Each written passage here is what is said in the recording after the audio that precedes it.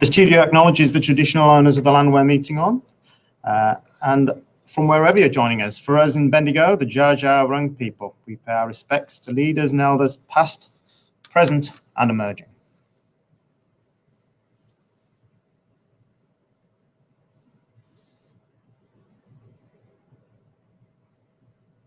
Hi, Christian. How are you going? I'm very well. How are you? I'm very well. Thanks for joining us, Christian, on this, well, in Bendigo, cold winter's day. Well, it's cold here too. Yeah. Many Bendigonians would recall when Rosalind Park was the scene of an installation called the House of Mirrors, which was the handiwork of yourself and your business partner, Keith Courtney. Yeah. And was an amazing maze, a labyrinth of mirrors. They explored lots of different themes. And then a couple of years later, we were really lucky to get 1,000 Doors as well, another of your very clever creations. So welcome. I'm going to give people a bit of an introduction for those people who don't know much more about you, apart from those things that we've been lucky enough to have in Bendigo. So Christian Wagstaff, one of Australia's most experienced and well-respected production and event designers, and is with Keith Courtney, one half of Creative Production Services. And as well as House of Mirrors and 1,000 Doors, Christian's resume includes installations at Dark Mofo, got to get there one year, Crown Casino, the Logies. I've got lots of questions about the Logies, Christian. Melbourne Food and Wine Festival, to name but a few. And we had been working on trying to get Christian to come to Bendigo for this conversation before the whole COVID thing happened, but we tried. The next best thing. So thank you. Where are you joining us from today? Well, I'm actually at my business partner's apartment, Keith Courtney, who's in the background. You'll probably hear him. He's about to pop some champagne. I am not. The reason is, as you know, there was technical issues with my laptop. So of course, the first person I called was Keith. I go, I don't know what to do with my laptop. So anyway, we're here and it's working. So yeah. All right. Great. Well, thank you, Christian. Thank you, Keith. I'm going to kick off with a question that relates to something that you once said, having done a little bit of research. You once said that sometimes I think I need to slow down. Other times I wish I was doing a lot more. And it made me think, how are you coping with the isolation thing? Are you enjoying this enforced opportunity to slow down, or are you getting a bit twitchy thinking there's other things that you should be doing? Depends on the hour you talk to me. I think it swings between both, day to day, hour to hour. And I think that's a human thing. Yeah. You have moments, and this would be everybody. Well, actually, there are people suffering way more than probably you and I. And you know, they would have days on end, if not weeks on end, where it's really tough. And where's the way out? What's the future? I swing, you know, which is sort of in my character anyway. I swing in between. You know, I have moments where I'm enjoying the fact that, you know, we've really slowed down and it's taking a day at a time. But I think, you know, people do that in life anyway. So. There's moments where you feel it's really tough and you've got no idea what's going to happen, as we all do. And then there are moments where you're really taking advantage of the fact that it's really quiet. You know, we can talk about the fact that the streets are empty, you know, and traffic's easy to drive everywhere. There's all those great things, but it's not so great, is it? Because everyone's stuck at home. You know, I enjoy being home, and you know, I don't really get a chance to sleep in because there's, you know, a whole new part of my life that I've grasped over the last 2 months that's catapulted me into another new sort of world, which I'm talking about to survive a little bit, yeah. But it's, you know, the slowing down part of it. Look, I'm pretty good at slowing down anyway. When I choose to do that, and you know, there is an obsession with you know, working hard and filling your brain with ideas and being productive and lots of stuff anyway. So I think this is a great sort of little short circuit to the world. I mean, with terrible circumstances, but who knows where it's going to take us. So I personally, and I guess that's what we're doing, is talking to me personally, is I am enjoying the short circuit. Right. So are you managing to do any work as such, or is it about the inspiration, the time to gather thoughts and ideas that kind of feed into your work? Yeah, it's that. I mean, I'm not sitting there painting or drawing or sketching. No, I'm not doing that. I am listening to music. I'm, reading. I'm, watching Netflix as everyone else in the world seems to be doing. I'm doing a bit of that. But self-reflection, yes. But I mean, I think we all do that anyway. I just think what we're going through at the moment is it's pushing us into a more intense version of ourselves. It's making us look at what we're doing, which again we do all the time, but it's way more intense. It's very intense at times. I do have moments.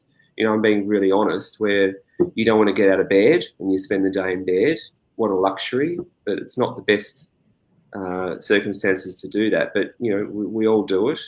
And you sometimes you think about what you're doing and what the future is, and sometimes you don't. So before I ask you another question, I can see we've got a few people watching on Facebook, which is fantastic. Hello, everybody. Do feel free to put some comments and questions in the feed, and we will try to ask them to Christian. He's an open book, after all, and happy to try and answer some of those. Just continuing on that theme of, I suppose, ideas, research in these times of slowing down, are there any particular bits of creativity that you're kind of leaning towards to, like you mentioned Netflix and things like that. We all know that people are turning to different creative outlets in this time, whether it's watching Netflix, reading books, listening to music. Is there anything in particular that you're being drawn to at the moment, like your favorite Netflix series or books that you're reaching into that you've read in the past? Using Netflix as an example, I'm not great at committing to a series long term. I might love a series and only watch 3 episodes out of 12, and then I get a bit bored with it. I get bored pretty quickly. I'm keeping very occupied by I'm working in a factory at the moment, and I decided to do that to get myself out of my apartment. Sort of 8 weeks ago, and I'm working in a factory like Lucille Ball in the chocolate factory scene, to keep occupied, to keep my brain busy. I didn't want to sort of fall into a slump, so I'm doing that. And then the time that I'm spending at home is I've got a partner of 30 years, and we're getting along really well, by the way, which is the biggest challenge. I think when you live with someone in such an intense scenario, it's this is a real test, and we're getting along fabulously, and he's a great support, and I really feel for people that are living alone. That would be tough. A dog that I cuddle in bed at night, that's a beautiful thing. But as far as keeping my brain occupied, we're planning for 2021. That's all you can do. We're really excited about the work that we do, Keith and I, and what that is work that when the rebound happens, or the bounce back, however you want to call it, our work hopefully will be something that invigorates people and is more important than ever. So that's something that we're plotting out for next year. Hopefully later this year too. It's we don't know. That's the thing, is we don't know. None of us know. The government doesn't know. Has any of your thoughts around the work when we come out of this thought about reflecting on the situation we're in. I was reading about a exhibition that was in Hobart last year called Pandemic. Yeah. And I think. Sorry?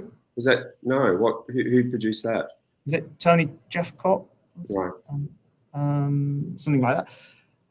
Anyway, that was an exhibition that sought to explore pandemics more as a cultural phenomenon than a medical crisis, I suppose. I mean, is there a role, do you think, for creativity to kind of explore and tell stories about these big issues of our times? Well, that should be happening all the time. It shouldn't be unique to now. I think art should be doing that anyway, and it does. But I think we've been living in a time of recent years, decades, I don't know. In my life, I think people, don't sort of look into that deeply enough. I think that's what art is. Art should be looking into all that all the time, not, uniquely to now with what we're going through. I think in some ways we've been in a pandemic for some time. I think people are just so insular and self-absorbed. It's taken, I think the world had to shift like this in some way. I remember, over the last few years in conversation with friends, I've said, what's going to happen? It's like there needs to be a disaster of some description, whether it's a natural disaster or whatever, however you look at it. There needs to be something that shifts our mind back to, the good things, and the good things are our relationships with our friends and our family, and looking after each other and being kinder, and hopefully what we're going through now sticks. Well, that's part of me wonders if it's going to stick. I don't know. I'm terrified everyone's just going to swing back to how we were all behaving. So I don't know. There's a lot of people talking about the changes they want to make, that they've realized as part of this. But yeah, I think I'm in the same boat as you, that I think people will just kind of go back to the norm once, but maybe not. It's a luxury, isn't it? It's a lot of us in luxurious times where we might be able to swing back to how we lived before, whatever that means, mentally or materialistically. But most people on the planet don't have a choice either way. They will just get pushed into a new direction without any choice at all. Yeah, we've got a comment there, Kerry Brown. I think we'll miss being home once we're out again, and I think that's true. But perhaps what I'll do is pivot the conversation a little bit now to talk a little bit more about you, just to give a bit of a background for yourself. So the studio, as you know, this has been set up to kind of help support local creatives, and especially supporting local creatives who are kind of at the start of their careers, help them develop. I thought it might be interesting to hear a little bit about your journey to where you are, with specific reference, I suppose, to any of the opportunities or connections or things that really helped you take a step in your career. I'm probably interested to hear about that, because those are the kind of opportunities that we're trying to facilitate. So yeah. Well, mentors are really important. So people that large characters that are successful or have an impression on you creatively, if we're talking about the creative industries, mentors are the most important thing around you. And I recognise many of mine over the years, and you can have more than one, you can have dozens of them, of all different levels. But I think recognising intelligence and warmth and giving people that recognise talent of any age, by the way, not just youth. You can have I'm 50 and I've got mentors in my life. And I hope I'm a mentor to others. So I think it's being open-hearted and open-minded to looking into people and understanding them and learning from them, always going. So mentors, I think, are the most important. I've often said to anyone, young people, whatever, absorb information, take it on, be passionate, read, reference things all the time, always look and be curious. There's all those cliches, but you've got to have, I think, people in your life that are mentors without even knowing too. They're not sitting on a throne, or they're not a person that's necessarily larger than you or more successful than you. They're just someone that you're able to sort of grab their hand and go help, or you just listen to them, and they've got different sort of, they push you into a different direction without them even knowing really. Yeah, that's interesting to hear, because it's something that we've actually thought about here at the studio, and trying to connect our local creative community with mentors, trying to find and establish a group, I suppose, of mentors that we can tap into to try and make those connections happen and facilitate that. So that's really good. And no, we didn't set that up before this conversation, so that's really good to hear. You've also talked about how your work needs to challenge you, and that once a project becomes easy, you've said it's dead in the water. And I'm curious to know why this is important to you. Do you think that's something that's important in the creative process, to be challenged? I don't think you've got a choice. I think things challenge you anyway. You can't really choose what challenges you. I think things that challenge you make you uncomfortable. I've done projects over the years, from way back from the beginning. I remember designing a set for La Mama Theatre, and it was a production called Heights about Emily Bronte, and it was a $300 production budget back then. Back in the early 90s, late 80s. That was a fair amount of money, for a theatre production of that scale at La Mama. But, it was devastatingly painful to put that production together. And I remember going home one night to my partner, Robbie, and crying, and because I was so physically exhausted and mentally exhausted about it. And, that's a challenge that I had no idea was going to come, because I had this, dream that it was, I was young and I was going to produce this extraordinary piece, but it was physically exhausting. And look, it was incredible in the end, thank goodness. Imagine if it was a disaster. But, I don't think you can pick your challenges. I think the challenges pick you, and, when they pick you, they're hard. They're hardcore. Yeah. And it still happens now. We Keith and I have produced, 2 huge shows that have toured, House of Mirrors has toured the world, and 1,000 Doors has toured around Australia and New Zealand as well. And particularly 1,000 Doors, was a really difficult show to produce for so many reasons. And it was a challenge that, came left of field, and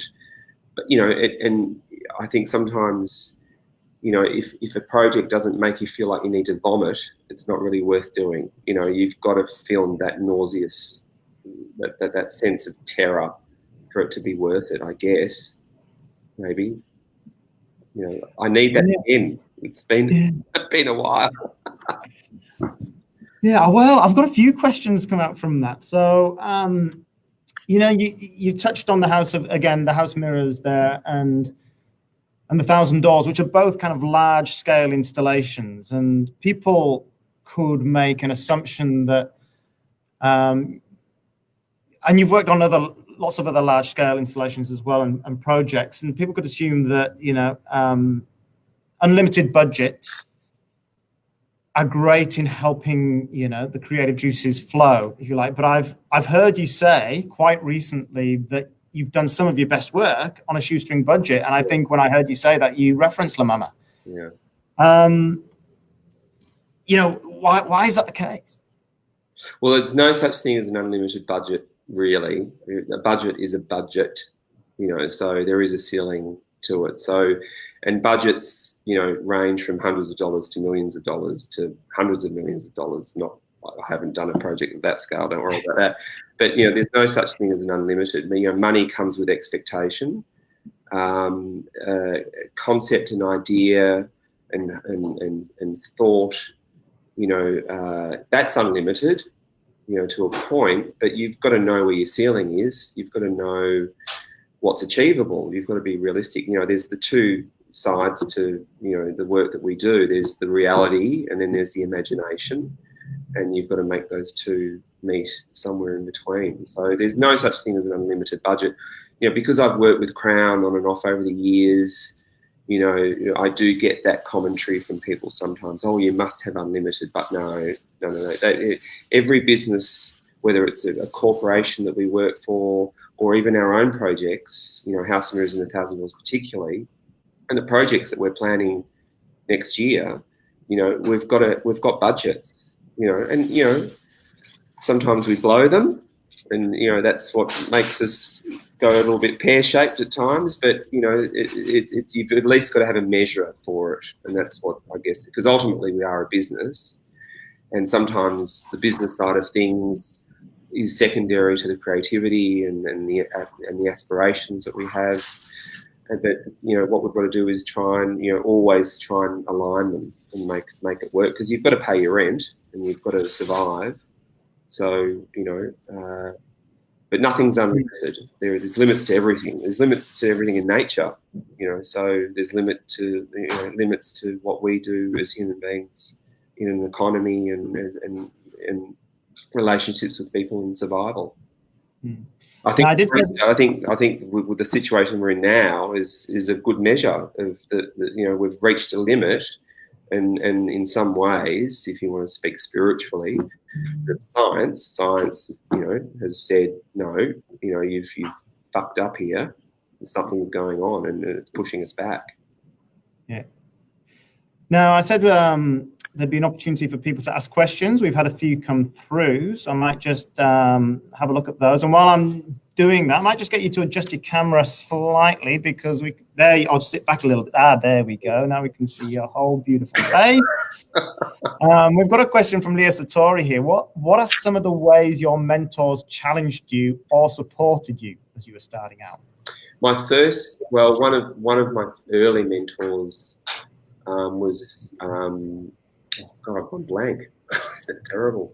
Was a production designer at the Victorian State Opera, and when I was in Year 10 at Blackburn Tech, which was a pretty rough school, but it's not something I'll never regret going to, because it was a technical school. So I learned how to draw and draft, architectural drawings, did woodwork, automotive. Not so good at that. And I did work experience, which still exists now in the school system, of course, where you do 2 weeks. You choose a company to work for, and he was the lead production designer at the Victorian State Opera, and he designed 2 incredible productions at that time. So this would have been 1985 or something like that. And he was fabulous. He was globally famous, and took me under his wing only for 2 weeks, fleeting.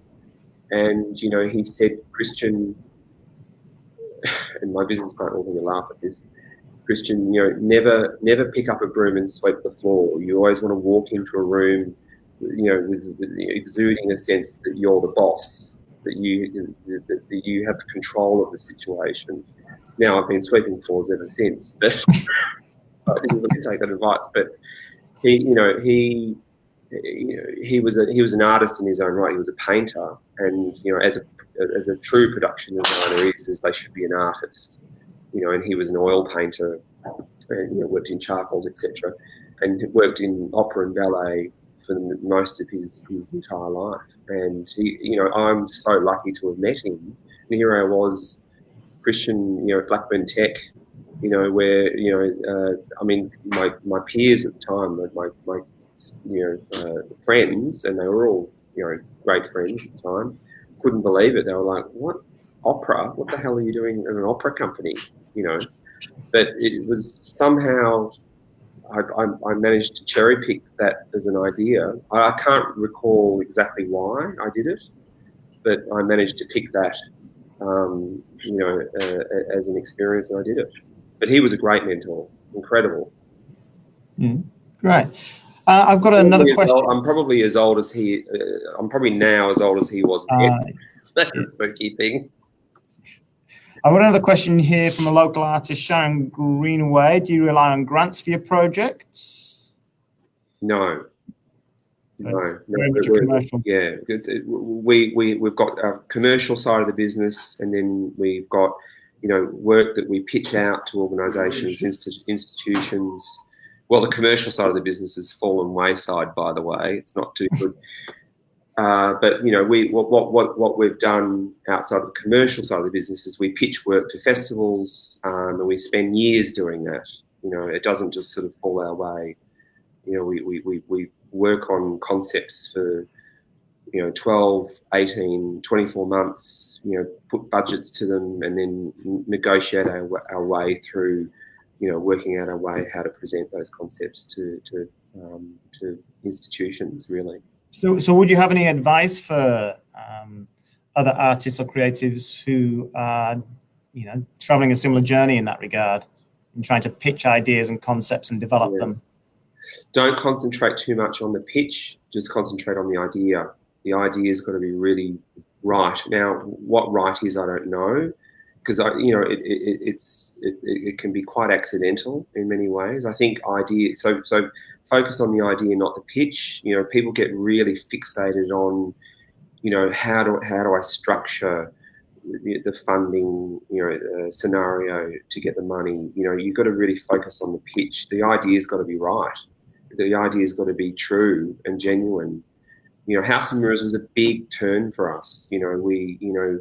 We worked on it for a couple of years, and it sort of changed shape many times. It wasn't necessarily, it didn't have that name. It wasn't necessarily that structure. It was different scenarios, but it just sort of, it was serendipitous, and it just sort of fell into a certain shape. And the reason it fell into that shape was because there was years leading up to that, because we look, Keith and I look back at all the different things and scenarios that happened leading up to that and go, wow, if only we knew at that time. But you can't really calculate that. It's like making, we often use the analogy of people writing scripts or making films. Films can take 10 years to get up, but there's a heart in that, and the script writer's been working on it and redrafting it, over years, and things take a long time. Now, the unfortunate, terrifying aspect of that is you can work years on something, and then you've only got 12 bloody weeks to build it because you get the green light and you've got to do it. But there's positives to that too, because that pushes you into a scenario where you've got to really push out really good stuff. I think people are very fixated on where is the money from, and how do I get my pitch ready for that. No. Don't worry about the pitch. Worry about the idea. The idea's got to be something that's attractive to people and moves people. Okay, great advice. Now, I heard a rumor somewhere that the House of Mirrors and 1,000 Doors were two parts of a triptych of ideas. Yeah. Any sneak peek ideas of what the third concept might be? Well, I won't go into detail. Keith's in You heard it here first. Keith's in the background giving me cue cards. No, he's not. The part three. There's been different variations of part three, but there are different variations of part 1 and 2 as well. So there's a project that we're working on called The Faith, and I don't want to say much more than that, but it's so House of Mirrors and 1,000 Doors. Quite dark ideas, and obviously using the word dark. Dark Mofo was the first time that we staged House of Mirrors. It's a dark ideal, it's a dark concept, it's challenging, it's confronting, and then 1,000 Doors was even more confronting. We wanted to push the limits even more, and The Faith, without going into detail because that would be unfair to a lot of people, is an even more confronting and very dark concept. So that's the name of part 3. And it's bigger than the previous 2, but way more simpler and more confronting. Does it reference your last work at Dark Mofos with the inverted? No, it's an entirely. It comes from a very different place. Well, we very much look forward to seeing. Yeah, 2021. Yeah. Now, you've also talked about analog versus digital. How you guys, in creating the House of Mirrors, really sought to promote that analog experience. You know, we live in a digitally saturated world at the moment, and there are a lot of artists out there doing it now. Yeah, exactly. And you know, it's a part of all our lives, especially now. But there's a lot of artists out there who who really try to explore what happens when creativity and technology kind of interact and explore those themes. But you seem to have deliberately avoided that. So I'm just wondering, what does the analog experience give us that the digital can't? Well, that they can both be the same. I mean, we're not saying that one's better than the other. Absolutely not. And remembering the word technology existed before digital. You know, technology is, you know, another whole, you know, thing to look at. You know, there's the mechanical things. There's, you know, there's spatial reality. There's you know, I mean, House of Mirrors is an optical illusion. That was our focus with that presentation, and what we wanted to do specifically with that was remind people that, you know, and theatre does it. I mean, sort of unfortunately and fortunately, theatre, you know, large scale theatre is really sort of moving towards technology big time. But they use all the old visual tricks. You know, what's a good example? Harry Potter, you know, which is staged all over the world, and obviously in Melbourne, unfortunately dark at the moment. But, you know, that's a wonderful production because they use a huge amount of technology, you know, very, very current, extraordinary technology. But when you're watching the show, it feels like an old Victorian production, you know, where they use all the old tricks of mechanics and scrims and lighting, all sorts of stuff. So you feel like you're watching an old, beautiful optical illusion or an illusion, and there's a lot of magic in it, obviously, of course there should be. But there's a lot of technology behind that to make it appear that way. So there's you know, analog or non-digital isn't better than digital. We're not saying that. But what Keith and I do, and we do it for ourselves as well, is of course, is that, you know, the you know, $1,000 and House of Mirrors presentations where we want to remind people that the optical illusions are an extraordinary thing, and people have sort of tended to forget that for some time because as you say, we're so saturated by, you know, there's, you know, White Night. And although there's been projection festivals all over the world for 30 years, I mean, there used to be the Pigi projection festivals in Belgium and throughout Europe where they used to project slides onto buildings. This is before digital projection, and that obviously moved into, and they were incredible presentations. But, you know, we got to a point where, you know, how many buildings can we look at where it looks like the building is exploding, you know, because of the digital experience? It's like, wow, you know.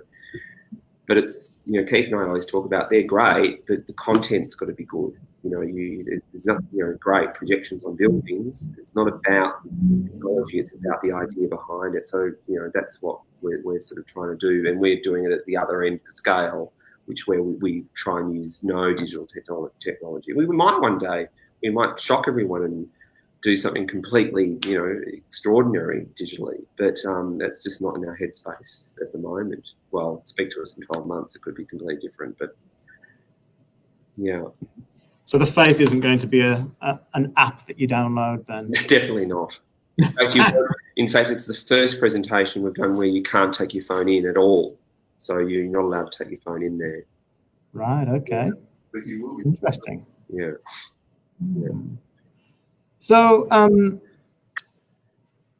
you've also talked about how one of the things that you enjoy about the work you do is about transferring people from one reality to another, or changing their reality. So I suppose, how does that come through in your work, in the other work that you've done? I suppose, I think that's quite obvious in the House of Mirrors and in 1,000 Doors, but maybe just exploring some of the other things that you've done, how that comes through in your other work. Well, the inverted crosses that we did for Dark Mofo, 2 years ago, I think, which then, of course, Lee Carmichael then reinverted the other way last year, as a point of interest. They were a very simple concept, and they really transformed people's minds into a different way of thinking. People looked at them and went, "Oh, hold on a minute, they're not satanic symbols. Historically they're not that." It challenged people to think in other ways, and we, as we were building them, constructing them, we built them in Melbourne and then shipped them down to Hobart. Lee, Keith, and I had no idea how. Actually, we had arguments between the three of us. I knew it would be quite controversial. I knew it would shift people's ideals on what the inverted cross even symbolised. But we didn't expect it to be that controversial. And, we whipped them up over a couple of nights, and, Hobart, there was a massive shift those 2 nights. Dark Mofo does that anyway, but those towering structures had such an impact, not only on Hobart, but, nationally. People, it's incredible how people turned their eye to them and couldn't believe it, that we dared even do that, And people, obviously there was 2 camps. There were the people that were excited that we did it, and wanted to stick their finger up at the church. And then there were those that, were absolutely, they were terrorised by them. They couldn't believe that we did it.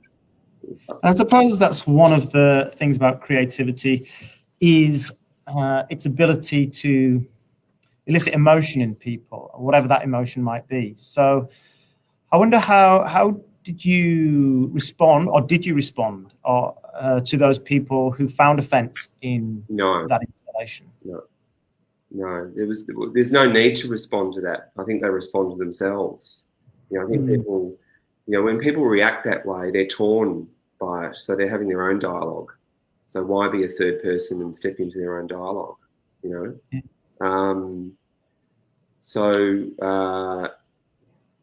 It was extraordinary for us. When it and that's not what we don't do those things. We didn't do it for that reason. Like with House of Mirrors and 1,000 Doors, we don't seek media attention. As commercial people, people trying to get a gig, it's nice to get a bit of PR. There's no denying that, but we don't seek to get a reaction from people other than, we do. But the reaction is, and I think I mentioned it the other night, when House of Mirrors opened at Dark Mofo in 2016, Keith and I, we knew the concept was going to work for a handful of people, but, and for ourselves. But when we were standing there on opening night, the first night of Dark Mofo in Dark Park, it was electric. We were on cloud 9. All we cared about was the reaction of the individual punter. As they walked in, they absolutely loved it, and you could see the expression on their faces. They had no idea who we were, because we were just meandering around like we were punters like them. But the reaction from them was extraordinary. I've had that many times over my life with many projects. But that was a pretty special one. The reaction that we want to get from people is the individual reaction, and the reactions are varied. We've had people who hate House of Mirrors, but who walk through and go, "Oh, it's just a fucking mirror maze," you know, and we love that reaction too, you know, because that says a lot about that individual, and that's their reaction, and it's absolutely no problem. I've had friends walk through it. You know, I had a particular friend in Sydney who came up from Melbourne and went through, and he got through it in 90 seconds, and he's standing out the end with his hands on his hips going, I got through it in 90 seconds. And I'm like, well, you did, and that's, you know, that says a lot about you, mate. Ex-friend. You wanted to break it. Oh dear. So the idea for those inverted crosses, what was the germ of that idea then? Where did that spark from? Well, we did a show in the previous year using a huge amount of infrastructure, you know, because there's a commercial side to it too. You know, we had all this infrastructure that we wanted to reuse, and we thought, you know, Lee, Keith, and I spoke about reusing infrastructure and what can we do with the infrastructure that we created for the big light towers that we'd done the previous year. And we thought, you know, what can we do that's iconic with those structures? And obviously, you know, the symbol of the cross is close to Lee's heart, and is the symbol, you know, that Mona refer to constantly in their presentations. And, you know, Keith and I and Lee, you know, talked about, you know, presenting a cross, and then we thought, well, it's got to be a crucifix. And then, you know, the inverted cross was obviously provocative and an important question for people, you know, to look at. So we did that, and then there was the whole process of what do they look like, you know, and we went round and round. You know, there were different ways that we were formalising the design. You know, there were, you know, there was a moment where we were going to externally light them from afar. You know, we did you know, visuals where, you know, and, you know, we work with people that create these incredible three-dimensional CADs. And, you know, we saw the crucifixes that were inverted in reality, or whatever reality is, in the physical form, reflected in the water, you know, and of course they were the right way up, reflected in the water. And we did that experimentally in the CADs, and that was all really interesting. And then we played with the scale. You know, we wanted to make them as big as we could afford, so back to budgets. We had a ceiling budget. You know, people think, oh, you know, they would have had unlimited money to produce those. No, there was a specific, you know, amount of money that we had to create those, and it wasn't a huge amount, by the way. And you know, Keith and I have been building stuff in steel for decades, and, you know, we pushed ourselves to the limit to create those, but we built them as big as we could because we thought it was important that they were of a certain scale. And, you know, we sampled them, and as soon as we started creating sections of it and sampling it and doing the maquettes, we thought, wow, yeah, this is going to be quite special. Yeah, it looked it. Now I know that Keith is probably hovering in the background there, waiting to open that bottle of champagne. So I'll try not to keep you too much longer, but we have got a couple of other questions come through. Yeah. We have a question from Mark. Do you have a favourite location to show House of Mirrors? Did one setting suit the work more than any other, after Bendigo, obviously? Well, yeah, well, Bendigo, and I'm not just saying this because the presentation that we're in, but Bendigo was really special. One, because Bendigo Art Gallery, you know, we've been huge fans of for years, as everyone around the country has. And, you know, that particular location in Bendigo was extraordinary because you've got all those incredible, you know, architectural monuments around it. The gardens are just so beautiful anyway. And that time of year it was beautiful. The weather was stunning. And, you know, it was, from memory, I think it was our first regional presentation of the show. We'd already presented, you know, in other major cities. And to do a regional town was, because we then presented it in Bathurst in New South Wales as well, I think the following year. And, you know, all the big cities were great experiences, but to go to a regional town, you know, as big as Bendigo is, it's barely regional really, it's a big city. But, you know, to pull people in from all the surrounding towns and regional areas of Bendigo, you know, because it did great numbers. But, you know, the most important thing is... You sound like Donald Trump. Yeah, exactly. You know, just anyway, yeah. It was extraordinary. The reaction was extraordinary because it's years ago, we used to say, regional towns are not going to understand that sort of word, but it's the complete opposite. They absolutely embraced it, and all age groups loved it, and people were pulled in from all over the surrounding areas, and it was wonderful. We had the best time, absolute best time. Now I know I've got, I think we both do. We've got backgrounds with Bendigo. My great grandfather went to the College of Mines. And, fought in the First World War, and Keith's parents were married in Bendigo. So, and my partner's from Bendigo. My partner of 30 years, he was born and bred there. So, we've got legitimate connections to that town, and and of course the Bendigo Art Gallery, the invitation of the gallery was what sealed the deal. Of course, I mean, an incredible institution, one of many institutions that are unfortunately closed and dark at the moment. We can't wait for the days where all those doors are swung back open. Indeed.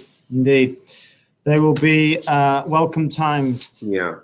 I'm going to wrap it up there. Thank you so much for your time once again. You are always generous with your time and your creative inspiration. It's been great to speak to you, and I very much look forward to one day getting you to Bendigo. Well, I'm sure we'll be back. Could be the faith. You never know. Right. That'd be good. Thanks so much, Christian. My pleasure. Thank you. Cheers.